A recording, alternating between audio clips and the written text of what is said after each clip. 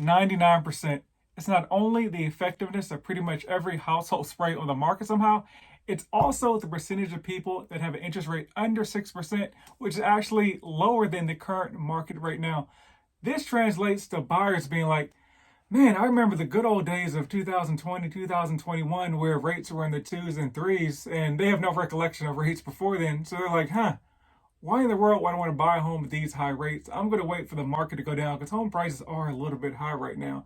And then sellers are like, man, why would I sell my home and have to go buy another home at a super high interest rate? So I'm actually not going to sell my home right now. So it's created like this gridlock in the real estate market where people don't want to sell and people don't want to buy. So there's no new inventory on the market that will actually drive down the home prices.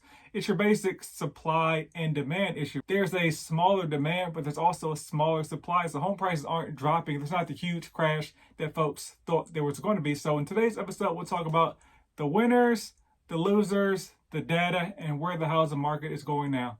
Let's go. Welcome back to House Rich, the first time home buy show where we help millennials figure out how in the world do I buy my first home. Today we're talking about the housing market gridlock.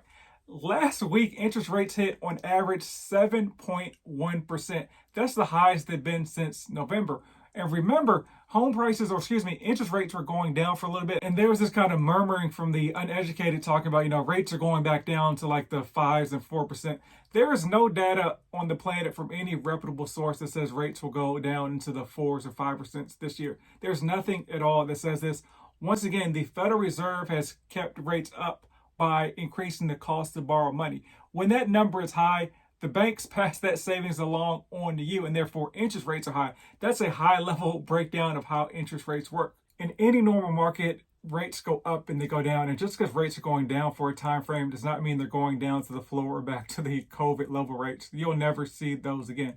As far as this year, rates should be in the low 6s, and maybe at the end of the year, like Q4, dip into the very high 5% threshold, like 5.875, that range. Here's a stat that should put things into perspective for you.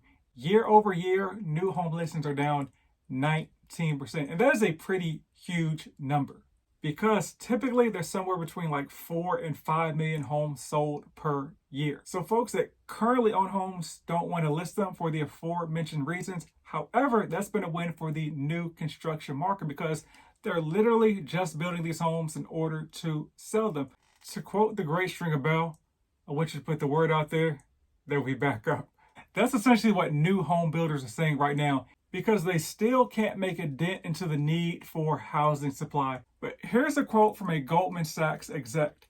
Even if every single family home currently under construction was completed and listed on the market immediately, that month's supply of homes would still be below historic lows despite the current pipeline of new homes under construction being historically large. So the home builders are building up those homes as quick as they can, but they still can't keep up with the demand. And this is because the number of existing homes typically on the market is always way more than the number of new construction homes. So if the number of new construction homes on the market doubles, but the number of existing homes is halved, like there's not going to be able to meet that demand for the supply, which is what's happening right now. This is why even though rates are very high right now, home prices have not fallen through the floor. And depending on who you ask, home prices this year may drop between 2 and 6%, which is a large number, but not large compared to what happened the last 2 years when we talk about the increases.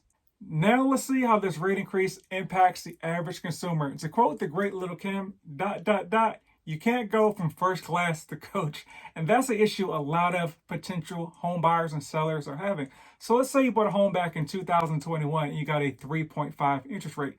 The average home price right now is $368,000. Let's use that number. Your mortgage in that situation for principal and interest would be $1,652. Today at a 7% interest rate for the exact same home price, your mortgage would be $2,448. So if you're like, hey, I got this home right now and I want to sell it, if you move into the exact same price range, your mortgage is going up $800. But if you were thinking that, hey, I want to actually upgrade my lifestyle, which is the reason a lot of people typically sell their home is to upgrade. Now, let's say to a $500,000 home, that's what you had been thinking about. Your mortgage at a 7% interest rate would be $3,327. So your mortgage would literally double in that scenario. So a lot of folks are like, why in the world would I sell my home if I'm going to double my mortgage payment to move into a home that may be overvalued right now and to buy at the top of the market?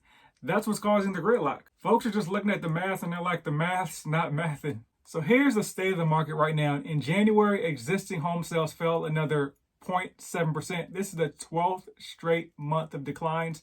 And this happened in literally every single region in the US. It's not a region that's avoided this downturn in home prices. And once again, home prices are year over year are down 18.7%. And that's per Redfin, where I got that stat for originally. So should you buy a home in 2023? The $1,000,000 question. My advice is always this: if it fits your goals and fits your budget, yes. Remember, the perfect market does not exist. There's no market where interest rates are super low, but somehow home prices are flat or going down.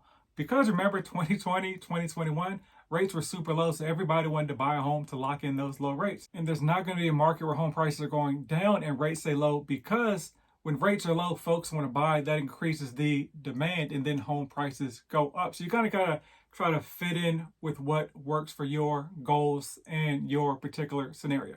That was kind of a non-answer, but it is the answer. I'm a realtor in Dallas. I love to help you meet your home buying goals, but I can help you in all 50 states if you're not in Dallas. But as always, buy land. Rumor has it they're not making any more of it.